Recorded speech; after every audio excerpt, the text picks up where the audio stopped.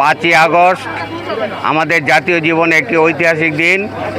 আপনারা জানেন বিগত 17 বছর একটি ফ্যাসিস্ট সরকারের বিরুদ্ধে, গুম খুন হত্যার বিরুদ্ধে 17 বছর এ দেশের আবাল বৃদ্ধ যুবক জনতা সকলে আন্দোলন করেছে।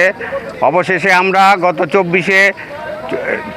24শে জুলাই এবং আগস্টের মাধ্যমে এই ফ্যাসিস্ট হাসিনা সরকারকে পতন ঘটিয়ে বাংলার আকাশে একটি নতুন গণতন্ত্রের চাঁদ আমরা পেয়েছি। আজকে এই জুলাই আগস্টে আন্দোলনে যে সকল শহীদদের রক্তের বিনিময়ে আজকে আমরা 5ই আগস্ট পেয়েছি, সেই সকল শহীদদের এই রুহের মাগফিরাত কামনা করছি এবং যারা এখনও পর্যন্ত অসুস্থ হয়ে আছে তাদের সুস্থতা কামনা করছি। জননেতা তারেক রহমান কখনো শহীদদের রক্তের সাথে বেইমানি করেনি। শহীদ জিয়াউর রহমানও শহীদদের সাথে বেইমানি করেনি। খালেদা জিয়াও শহীদদের সাথে বেইমানি করেনি।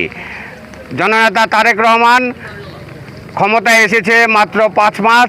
আগামী 5 বছর শহীদদের কথা স্মরণ করে তাদের যে আত্মহত্যির তাদের যে উদ্দেশ্য ছিল, সেই উদ্দেশ্যকে সামনে রেখে সুন্দর এবং সুষ্ঠুভাবে দেশ পরিচালনার জন্য এগিয়ে যাচ্ছে।